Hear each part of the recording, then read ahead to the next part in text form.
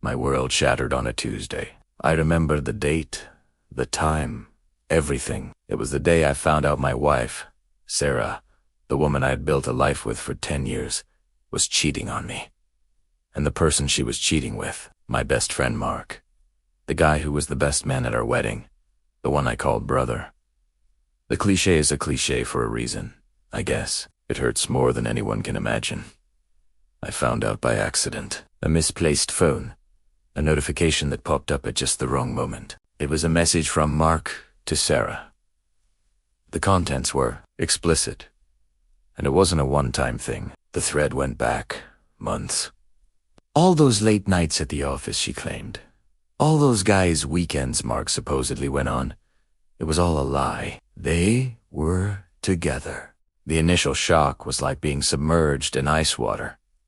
I couldn't breathe, couldn't think. My first instinct was to confront them, to scream, to break things. But as the minutes turned into hours, a cold, hard clarity washed over me. What would that accomplish? They had already made their choice. They had betrayed me in the deepest way possible. A screaming match would just give them the satisfaction of seeing me broken. So, I did something else. I pretended I knew nothing. It was the hardest thing I've ever had to do. I'd come home, kiss Sarah hello, and ask about her day. All while the images from those texts burned in my mind. I'd hang out with Mark, listen to him complain about his dating life, and act like the supportive friend I'd always been. Inside, I was a volcano of rage, but on the outside, I was a calm, placid lake. During this time, I started planning. I wasn't going to let them just walk away from this, happy and together, while my life was in ruins. No, they needed to understand the consequences of their actions. They needed to feel a fraction of the pain they had inflicted on me. Revenge, they say, is a dish best served cold? Mine was going to be frozen solid. I started by seeing a lawyer, quietly. I learned about my rights, about asset division, about everything I needed to know for the inevitable divorce. I discovered that in our state, infidelity could have a significant impact on alimony and the division of marital property, especially if I could prove it conclusively. That text thread was my golden ticket. I meticulously documented everything. Screenshots, dates, times. I built a case against her that was ironclad. While I was doing this, I also started looking into Mark's life. He and I had started a small tech consulting business together a few years back. We were 50-50 as partners. Our friendship was the foundation of that business. Or so I thought. I began examining our company's finances with a fine-tooth comb.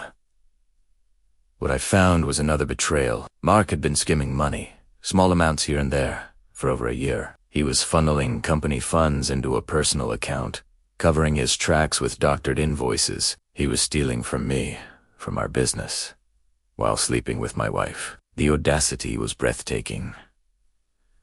Now I had two levers of power, the infidelity and the embezzlement. The plan started to form in my mind, a beautiful, intricate piece of machinery. It was time to set the stage for the final act. I told Sarah I wanted to do something special for our anniversary, which was a few weeks away. I suggested we host a big party, invite all our friends and family.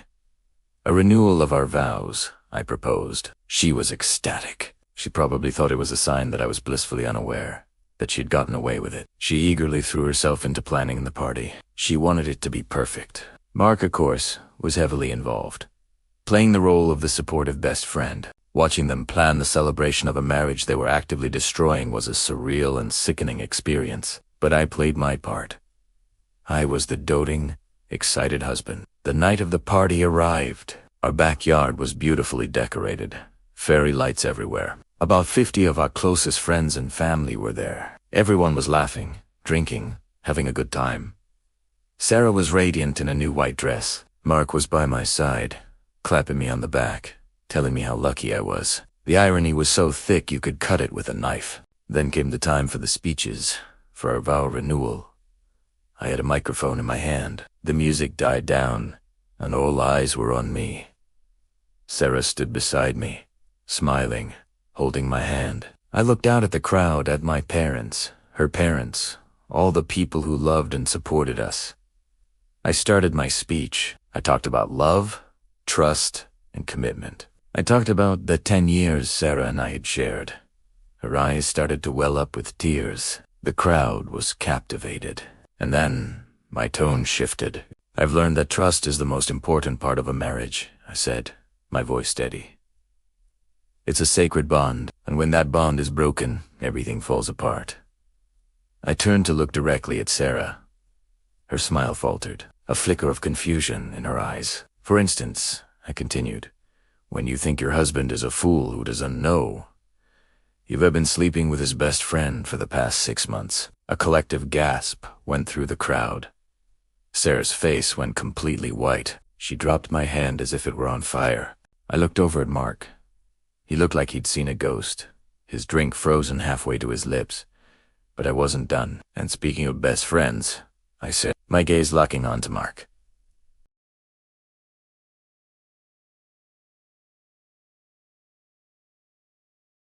I pulled out a folder from under the lectern. It's also funny what you find when you start looking closely at the company finances. Funny how thousands of dollars seem to just disappear right into a personal account that happens to belong to you, Mark. Chaos erupted. People were shouting, whispering. Sarah started crying, trying to deny it, but her denials were weak and unconvincing. Mark was stammering, trying to make excuses. Her parents looked horrified. My parents looked at me with a mixture of shock and understanding. I let the chaos swirl for a moment before raising my hand for silence. There's no need for a scene, I said calmly. The evidence for all of this has been provided to my lawyer. Sarah, you'll be served with divorce papers tomorrow. The terms will not be favorable to you. And Mark, our business partnership is dissolved. And expect a call from the district attorney's office regarding felony embezzlement charges. My lawyer has already forwarded them the evidence.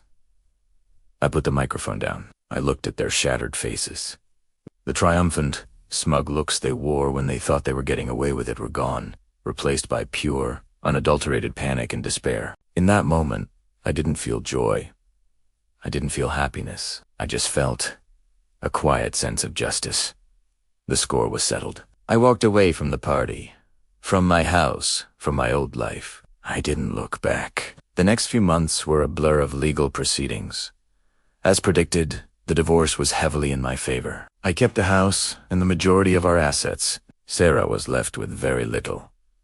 Her reputation was in tatters. Many of our mutual friends, once they learned the whole story, seeded wheat me. Mark's fate was even worse. He was found guilty of embezzlement. He avoided jail time but was sentenced to probation and ordered to pay full restitution, which bankrupted him. His career was ruined. Their grand affair, the one they had risked everything for, crumbled under the weight of the consequences. They had destroyed my life for a relationship that couldn't even survive the fallout. Rebuilding has been a long and difficult process. Betrayal leaves deep scars. But I'm healing. I sold the business, started fresh with a new venture, and it's thriving. I've reconnected with friends and family who supported me through the darkest time of my life. I learned that sometimes the end of one chapter is the necessary, painful beginning of a much better one. They tried to break me, but in the end, they only made me stronger. And their betrayal, it's a debt that has been paid in full. Thanks for listening to my story. If you're going through something similar, know that you're not alone, and there is a light at the end of the tunnel. Don't forget to like this video and subscribe for more content. See you next time.